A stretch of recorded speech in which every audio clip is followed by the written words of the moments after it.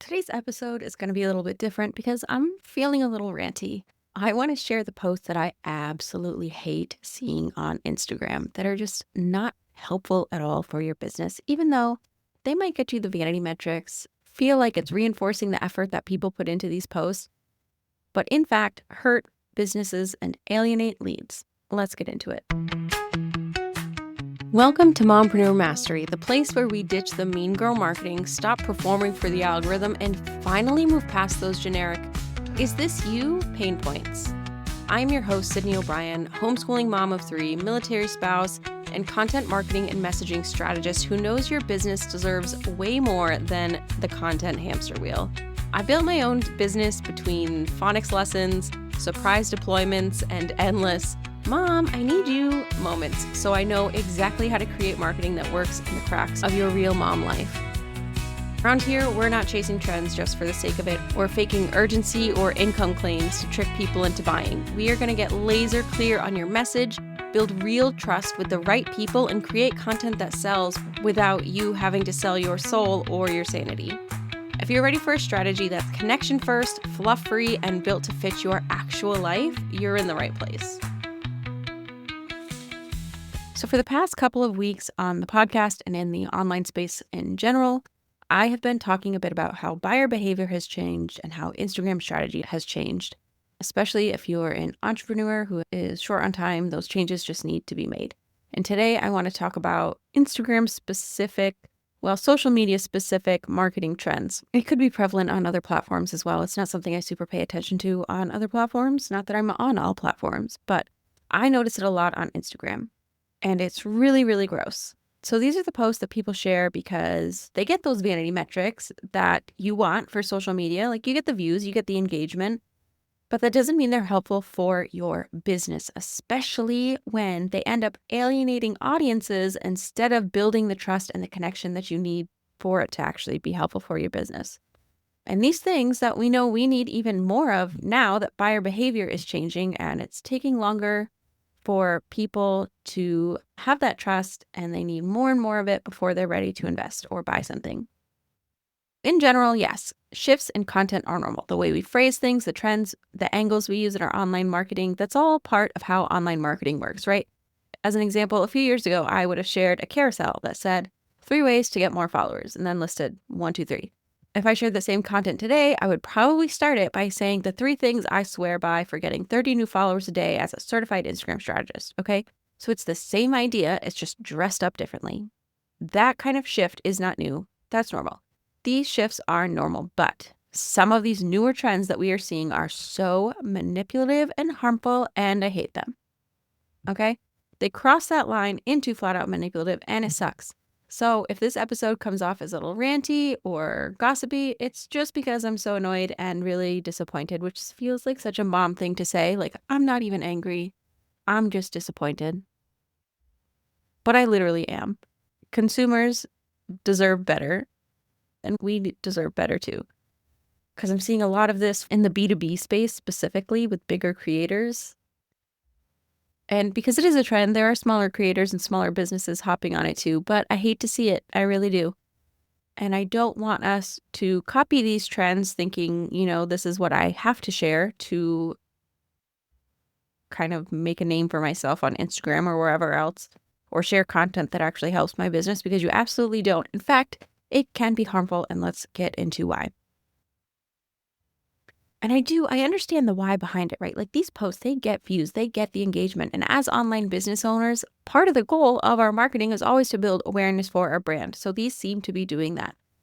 So that part, in theory, is good. But the other goals for online marketing are getting leads for the brand, nurturing our audience so those leads turn into paying clients or customers, right?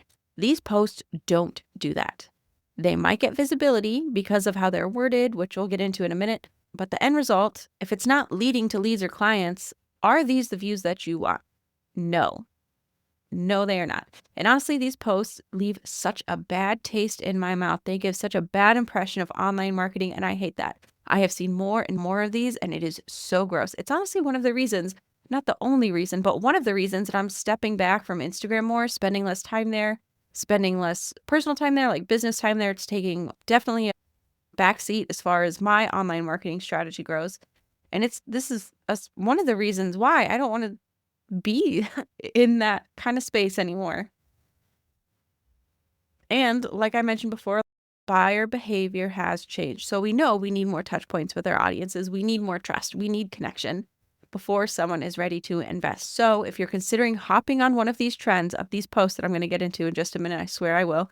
I think it is more important than ever to double down on your own messaging, your unique selling propositions, having that strong messaging for you so you don't have to rely on these icky marketing trends that end up alienating people just because other people are doing it and just because you do get those rewarding vanity metrics. But vanity metrics are not the end goal here, okay? So the first one that I want to share that I see so much of that I really, really hate is the outrageous income claims. I feel like you've probably seen these. Oh my gosh, please make it stop. Okay, so you might be like, Sydney, why do you hate these? What's going on here? Let me tell you. Please let me tell you. One, they are usually straight up lies. And if they're not lies, they either leave out so much information that it is still incredibly misleading, and I hate it. And if you're thinking, Sydney, how do you know that? How could you possibly know that they're lying? Actually, I have facts. You can look up the income for most online business owners in America, and it is just under $60,000, I believe. I was talking with Maggie Patterson about this a couple episodes ago. Listen to that episode, read her book, Staying Solo. She has all the information cited there. But again, you can just Google it yourself. For all of these people to be claiming they are constantly having like 20K months, hitting six figures as online business owners, they're either flat out lying, trying to sell you whatever system or template or whatever, using this as like authority building content, trying to sell you this dream of what they have, because obviously we want the system or template to make more money, or they're leaving out so much information. Like when did they start their business? Was it before like everyone and their mom started an online business and when it was really easy to grow your list and convert leads? Do you have a really big team? How much are they spending on ads? So much information is being left out. It drives me nuts, and it's so misleading. When people are sharing these promotional posts trying to sell you their system, their coaching, their templates, saying, oh, I did this, you can do it too. You can reach your 20K months with my blueprint or whatever. They're either lying to you or not giving the full picture, and they're not telling you how much.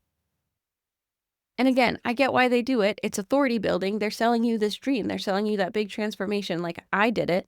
You can too. And obviously, we're online business owners. We want more sales. Like, yes, please sign me up. I have things I need to pay for and I need money to do it. But it's just so disingenuous. And I hate it because lies, lies, lies. And the amount of context and nuance that is left out is kind of a theme you might pick up on with all of these posts that I'm going to get into here. The lack of consideration, the lack of nuance, the lack of context. Again, I'll get into that with all of them, but yeah, you'll definitely pick up on it for sure. The next post that I see a lot of that I don't love at all, it's not really any specific kind of post. It's just like this general recycled content, all right? And I debated including this one because I feel like a lot of people might hate it, but please, please hear me out. Whether everyone's using the same hook because, those few influencers will say you'll go disrespectfully viral, if you will, or telling you to hop on a trend before it blows up. All of these posts end up saying the same thing, but also nothing at the same time because they're all very surface level and very fun. And while there's absolutely a place for that, if your whole strategy revolves around copying these hooks and trends and things, that's not a strategy. And I get it. They're easy. They're fun. Those trends tend to get more reach and more engagement, and it's a good time. And if you love doing them, I love that for you. But please, please, please make sure underneath that you have your own strategy. You have your solid messaging that makes you stand out from everyone else using those same hooks and those same trends. And I'm not talking about generic pain points and the surface level, like I help whoever statements. I mean, dig deep kind of messaging. You need to be building that authority. You need to be creating connection and building trust if you want these to actually lead somewhere. I think these are really great for top of the funnel kind of content, okay, for visibility.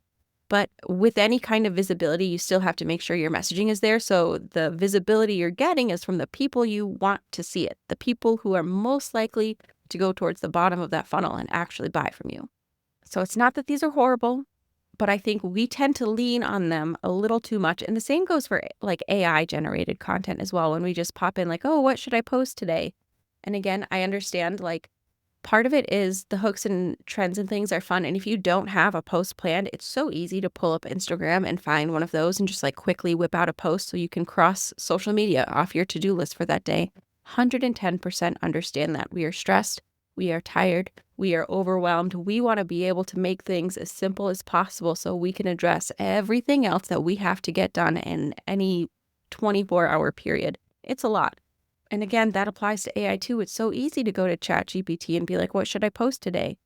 The thing is, that doesn't mean it's a whole strategy, and that doesn't mean it's super helpful. I think doing less content more intentionally is better than hopping on endless trends and reusing these recycled hooks with sharing surface level kind of content that, and like I said, yes, these definitely have their place.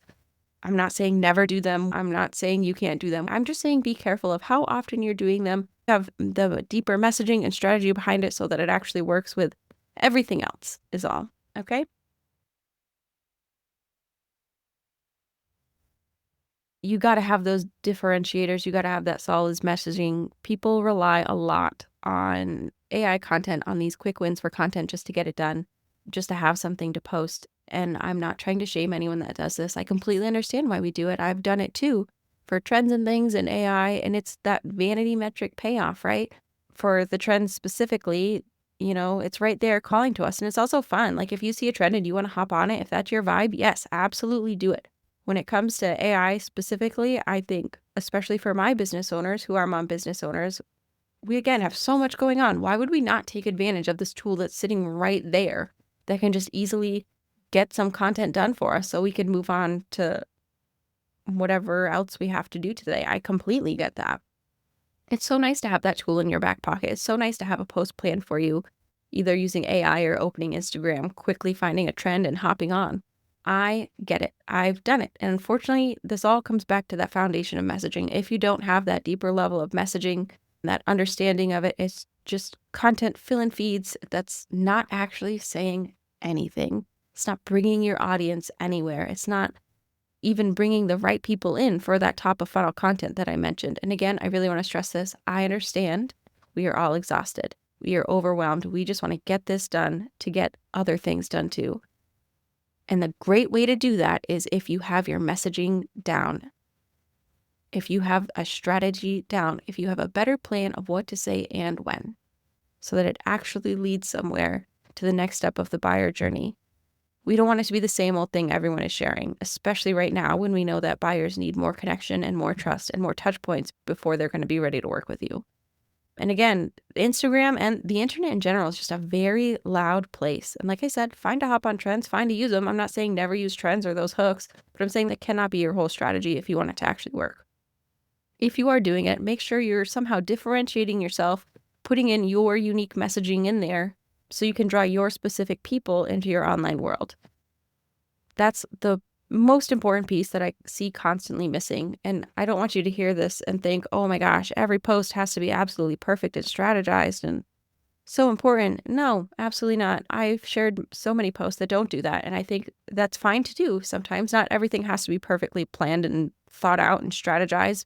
But I'm saying there has to be something somewhere that ties most of your content together. So have the one-off posts that are fun and just show your personality, because it is fun to do those and it can generate engagement and get you views, but don't rely on it as your whole online marketing strategy is all I'm trying to say.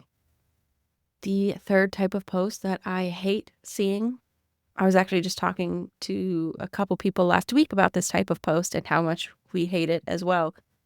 And that is the kind of absolutist post where someone is saying that their offer, their framework, their blueprint is the only way to reach whatever goal or transformation that they're selling. Straight up lies. There are so many ways to get from point A to point B. All right, like that's just silliness. As an example, I teach 5 steps to sales on Instagram. Well, now it's just kind of 5 steps to sales in online marketing, but that's not new and it's not the only way to get there. I'm sure you've all heard of the know, like, and trust factors, right? You got to have those three factors before someone is ready to work with you. That's basically what I'm teaching, just more drawn out when people need so many touch points on social media because it's so short form. That's it. That's all it is. And even then, if you go person to person, it's going to look a little different for everyone and their different audiences and their different offers. And there's so much nuance. There's no one specific path to get from point A to point B, with point B being whatever it is you're selling or whatever someone else is trying to sell to you. Like, think about it as a parent, since this is mostly for mompreneurs. I have 3 kids. If each of them is having a meltdown about the same thing, say, like turning off TV time or something like that, each of my kids are different. So while they're being upset over the same thing and having a hard time dealing with it, I know that each of them is going to need different things to help them move past it because they are all different people with different needs and different ways of processing things.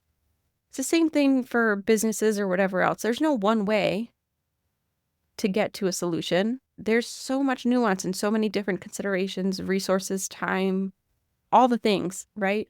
So I hate when people are absolute about it. And again, I get why they do it because that's kind of how everything is when you share it on social media. There is not a lot of room for nuance when it is such short form content, but it still just feels gross. And it's just one of those incidents, again, where there's so much context being left out and it drives me nuts. Everyone's going to be different. So seeing these posts is just a huge red flag for me. But again, it is something that does well because we're also stressed and overwhelmed and exhausted. And why would we not want the simple answer, that one blueprint, roadmap, template, whatever it is that gets us that result that we want? We don't want to have to think. We're busy. We've got so many other things to think about. Why would we not take the easy way to get to the whatever win? And like, those posts do tend to do well on social media because when you're online, you're in this mindset of just endlessly scrolling, not really stopping and taking the time to think or read a whole bunch. So when we're doom scrolling or mindlessly scrolling, it's different than sitting, like, listening to a podcast. Your brain's in that mode where, you're going to hear 20 to 30 minutes of something. You're going to have to think about it. You're going to have to process information and learn something instead of just looking at like cat memes or whatever. So the short form content, you got to keep it short and sweet and simple for it to perform well. And the simpler you make that content, the more views it's going to get. But it's just still so misleading and such a big red flag for me. And I'm not saying that like any kind of promotional post, anyone that's selling a roadmap or framework or strategy is doing this. I'm not saying like look out for all of those things or never sell a roadmap, framework, blueprint, or whatever. I'm saying don't say it's the only way. It never is. And if someone is trying to sell you something saying that's the only way, run for the hills.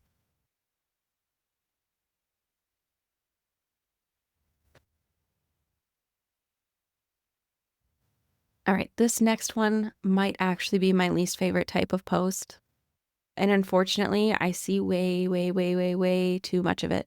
I just hate it so much. I feel like I've said that about all of these, but this one, it is really true. And this is mean girl marketing, all right? And if you're asking yourself, what the heck is mean girl marketing? Don't worry, I'm going to tell you. Happy you asked. It is any kind of shame-based marketing.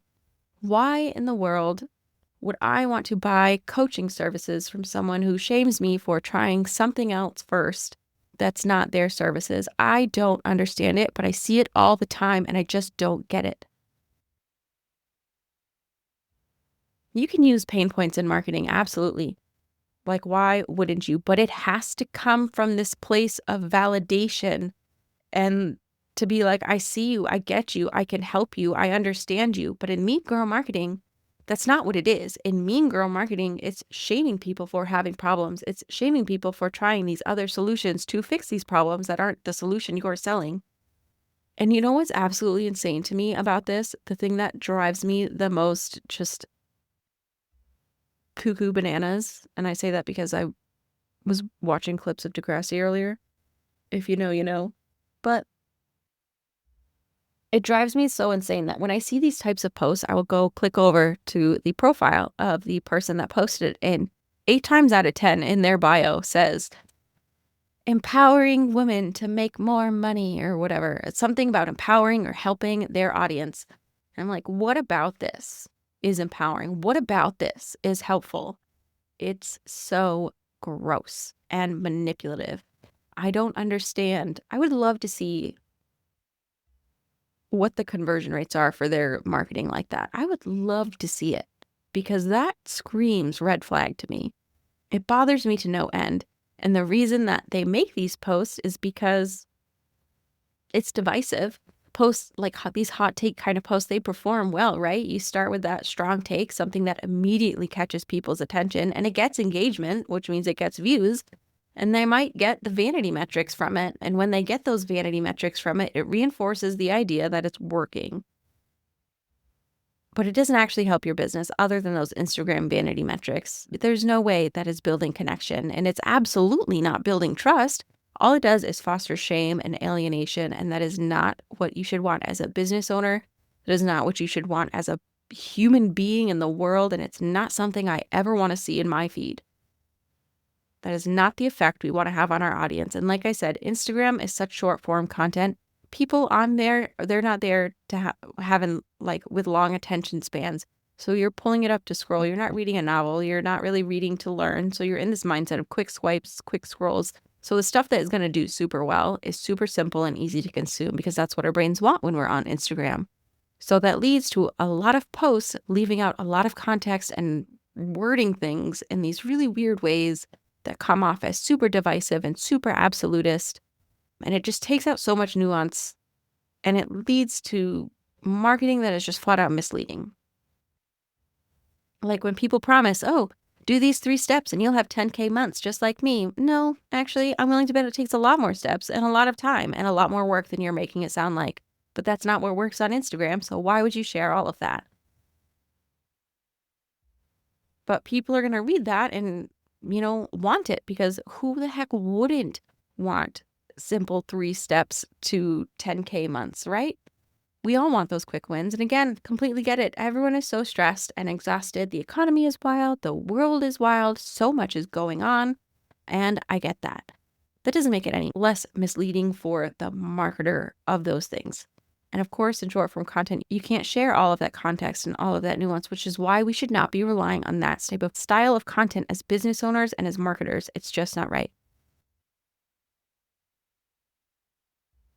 I'm not saying that all of these posts or all of these hooks are misleading. The rest of the post, they might include some information. I'm saying if you are a consumer, read it through and make sure that it does before you work with that person. And if you are hearing this and worrying about posts you've made, just keep that in mind. Like, share the content in a meaningful and accurate way. And I honestly believe people are getting so sick of the random, like surface level, everyone's saying the same stuff, whether it's with the recycled hooks and trends that absolutely say nothing, with the AI kind of word salad where it's just like a whole bunch of words, but what does it really mean? It's just words on a feed. What is this post doing? No one knows. It lacks connection, and we know we need way more of that, both in the online space and as people in general, and business in the B2B space. We need way more of that because we can see this shift in buyer behavior that I've been talking about in the past couple of episodes. And if you're on my email list, I've been talking about it there too. It's shown that we need that. Buyers are taking their time to buy, as they should be with all of this nonsense out here. Of course, they need more trust and they need more connection. So they need to know that this is worth their time and their energy and effort before they buy it. And the way we get that as the business wanting their money is not through the type of post that I just shared in this episode. It is by having solid messaging, knowing what you are saying, knowing your mission, sharing it in a way that conveys that, and then knowing when to say it so you can help the people you want to help with your services. And so you can get all of those touch points that you need in order to have the trust and the connection so people are ready to invest with you. But like I said, these posts do well on social media because they cater to vanity metrics rather than connection. Then they try to frame these big ideas and big promises as so simple because we crave simplicity because we're just so exhausted and life is so stressful. And of course we want the easy way. Of course we want the quick wins and the big results. Like, why wouldn't we? It just doesn't take so much into consideration lacks so much context and just ends up being so misleading and manipulative and generally harmful for a number of reasons. And I really want to stress this. I completely understand why people hop on these marketing trends. I'm sure I have done some of them too. And if I have, I apologize. If you have and you're feeling bad right now, I'm not trying to call you out. I'm trying to call you in and say we can do better. And I get why they get shared, honestly. Again, these vanity metrics reinforcing the idea that these kinds of posts are working. But are they really? I mean, when I said before I want to see the conversion rates for the mean girl marketing posts, I don't mean the follows and the comments. I mean, how many actual leads are people getting from this? How many dollars are they making when they share these posts? I cannot imagine it is much. So it might be working for the algorithm, but not necessarily for the business. And also, like I said, when we barely have time to think about what to make for dinner because there's so much going on, having these very easy trends to hop on or just kind of copying what other businesses are doing online or turning to AI for content help. It's easy. It gets something off of our to-do list. I completely understand that. Why would we not take advantage of those tools when it feels like an easy win when we are drowning in task lists?